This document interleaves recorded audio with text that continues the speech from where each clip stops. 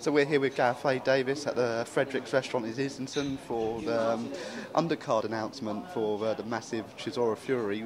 Billy Joe Saunders here, European title match, possibly going to fight Peter Quillin afterwards.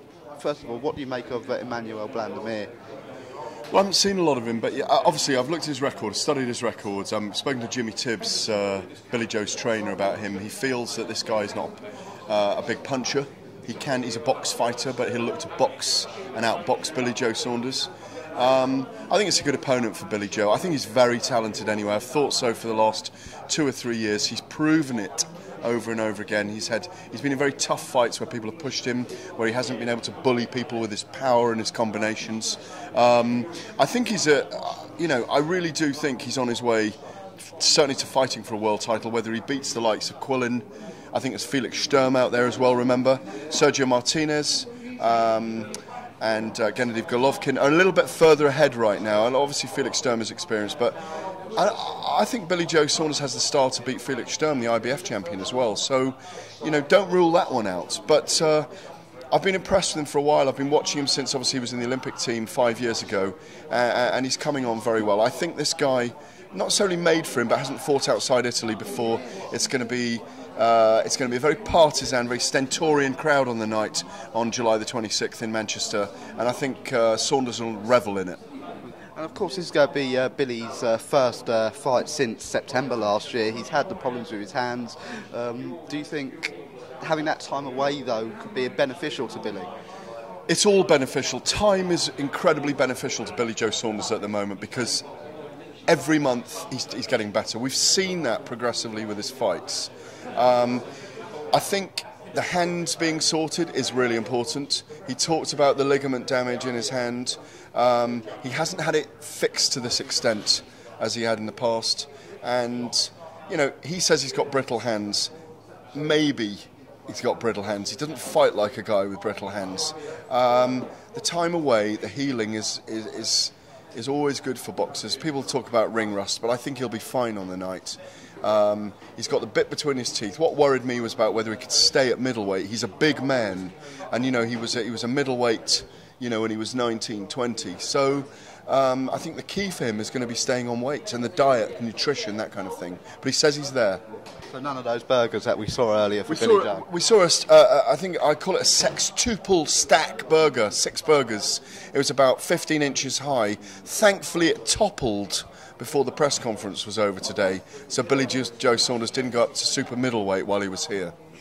And you mentioned some great champions in the middleweight division, but there's also some great domestic bouts that are possible to happen, and also in that division with the likes of Martin Murray and even up-and-comers like Chris Eubank Jr. Do you think those are possible fights we could see Billy Joe take in the near future? Yeah, and you can throw in there Matthew Macklin as well, who was disappointed recently. Andy Lee's in there. I think they're all good styles for Billy, but I'd like to see him. Look, if he could beat the Italian and then come through Peter Quillin after that, all those guys will come flocking to him for fights. Billy says he's got the style to defeat Martin Murray and Matthew Macklin now. Frank Warren says he'd take those fights now. I understand that confidence. They're tough fights for him, but he's got the movement and capabilities to outbox a lot of guys. Martin's very come forward, isn't he? Quite like caveman, like Carl Froch-like in the style that he fights.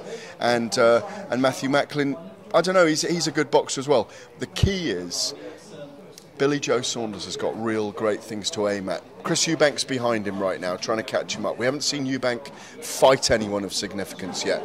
He was showboating in his last fight. Didn't need to. Needed to get the opponent out of there. It's a great division for Brits at the moment. 5, 6, 7, 8 guys who could all be fighting each other. And you mentioned Billy could go up to super middleweight maybe in the near future. Of course, the super middleweight, there's some great British fights coming up at the end of the month. Do you think if Billy does win the middleweight title and goes up to super middleweight, he could be in that mix with the likes of Froch, Groves and James DeGale? There's no question, because at the moment, of course, he's an unbeaten fighter. He throws great combinations. He's very technical.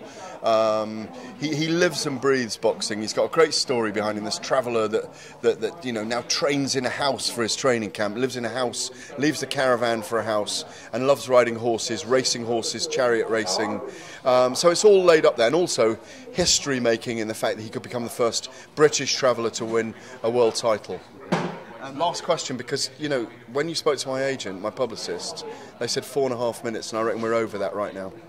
And you mentioned Billy Joe could be the first British traveller.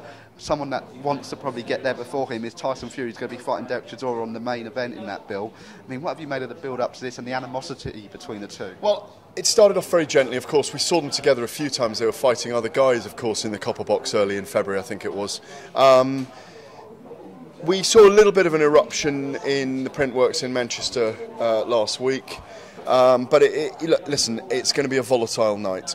It wouldn't surprise me if it was volatile inside and outside the octagon, inside and outside the ring rather. The octagon's in the UFC, inside and outside the ring, because there's a lot at stake here. There's Dereck, revenge. He wasn't in shape when he fought Tyson Fury the first time, but also, of course, he's got the opportunity to get right up there and fight for the WBO heavyweight title. Tyson Fury, an undefeated fighter, he won't want to lose his O. And, you know, they both believe. Dereck believes he's reformed. Again, he's got a different dietary program. He's looked really good in his last performance. He's very ebullient when he fights. And Tyson Fury, of course, has got that unshakable self-belief that he's going to be world champion. It's going to be a big night. It's going to be a great night. Can't wait for it. Oh, that's great. Thank you so much, Gareth. My pleasure.